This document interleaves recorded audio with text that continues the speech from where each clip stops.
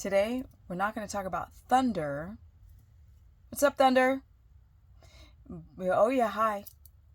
But we're going to be talking about some big problems with carnivore and ketogenic diets. Let's get into it.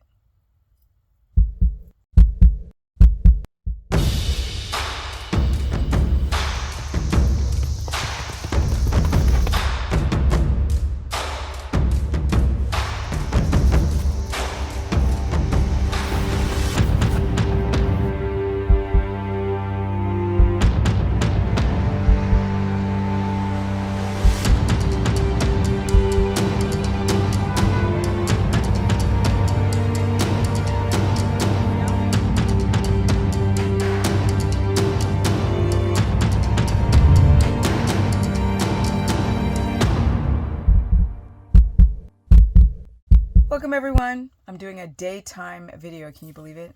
I've got to go see my mom, so let's go right on to the subject of some of the biggest problems with the carnivore keto diet. Let's talk about the gallbladder and your poop and leaky gut. It's kind of hard to title these things because it's like a cocktail. So let's just make it some problems. Now, a lot of you guys are having gallbladder issues on carnivore and ketogenic diets. And that is why people tend to go high protein. I know.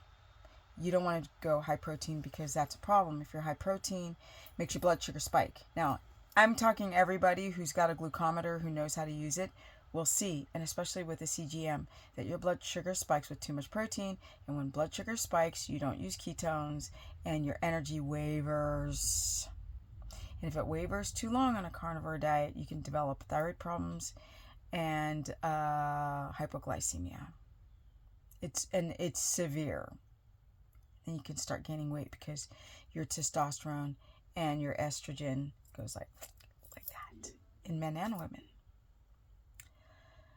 The digestion of fat is also something. There's so many flies in here, I can't. The digestion of fat is a really huge problem, i.e. the gallbladder, but also dysbiotic gut, bacterial imbalance, small intestinal bacterial overgrowth, leaky gut. Okay, let's talk about it. There's two camps to this sort of poop problem. One, it's leaky gut. Two, it's gallbladder. Three, it's dehydration. When you're dehydrated, the body will do two things. It'll make you either constipated, which carnivore gurus are saying that's normal, and you guys are literally becoming toxic, not pooping. Don't listen to that garbage. And number two, you can get diarrhea, not necessarily from the gallbladder, but because of a leaking gut and a dysbiotic gut. If you become constipated, your body can want to just like get rid of the toxins and the stool gets loose. The stool, the gallbladder, the thyroid, they're kind of like oddly all globulated together. The dehydration typically is coming from not drinking enough water, not balancing your magnesium, sodium, and potassium. Super important. It's not just about drinking water. It's the minerals that are going to get the water into the cells. Like I said, your body can pull water from the colon. You become constipated, and then it can flip to loose stool. It's very bizarre. Then we have the dysbiotic gut, the bacterial imbalance, and then we have the gallbladder itself not working. But let's say you have yellow poop and it's floating. Is that your gallbladder? It could be, but 9 times out of 10 it's because you're leaking gut. When it's muddy and it's yellow, yeah, it could be because you don't have enough pancreatic enzymes like lipase, or it can be because of Giardia, parasites, candida, can turn that poop yellow. It's really gross. Leaky gut. Most of you have it. This is when the gut wall is weak. Like if you ate bread your whole life and the microvilli in your small intestine are broken down, and now you've got big open holes. Things pass too quickly through the bloodstream because not the bloodstream, but the colon, because your body thinks that's an invader. The walls of your intestine become inflamed, so things got to come out real fast. And in that, you're not absorbing the fat when you have leaky gut. Not in everyone, but a lot of people, you're not absorbing the fat. That means you're not absorbing the fat-soluble vitamins. And the shite turns yellow and out it comes. Muddy and floaty and gross. And you could have a perfectly normal gallbladder and still have floating poop.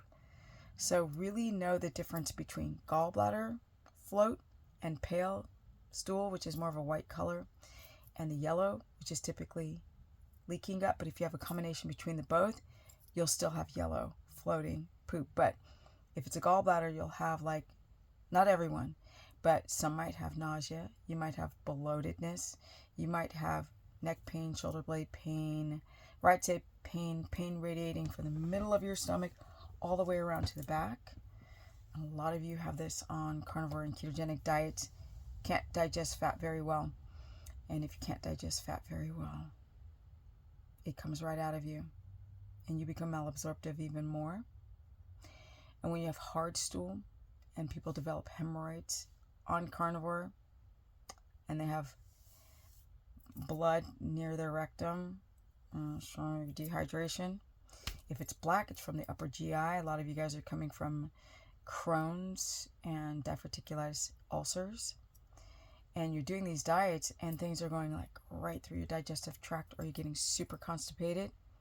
People could be having an underlying issue, and if they don't watch how they do these diets, they can worsen the gut strength. Because if you're not in ketosis on a carnivore diet and a ketogenic diet, your immune system goes and those holes in the gut wall, they get bigger.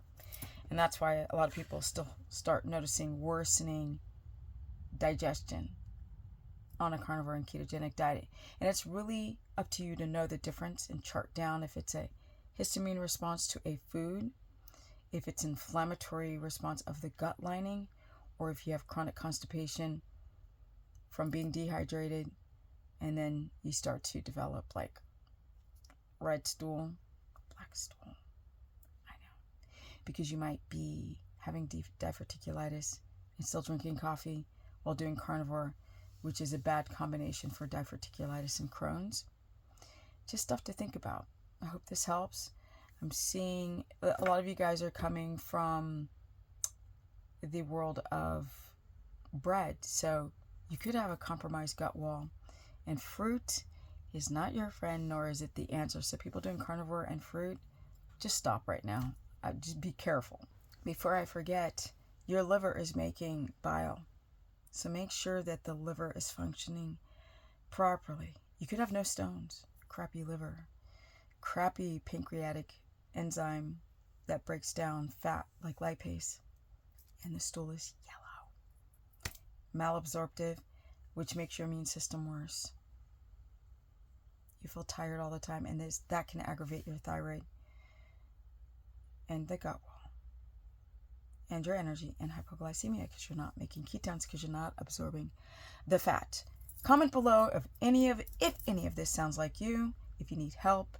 I do consultations. I know I've been doing them for years, but that's what I do. That's where my strength is at. I have a course where I cover all 3 diets for those who do have a gallbladder issue or having leaky gut so bad they're just not absorbing the fat. Strategies on sealing up that gut wall and how to do it. And carnivore for people who just like, I just feel sick as frack, and eczema and psoriasis on carbs. So I'm going to do carnivore. Comment below. Share this content. Subscribe, because a lot of you guys will watch and not subscribe. And I'm out because I got to go take care of my mom today.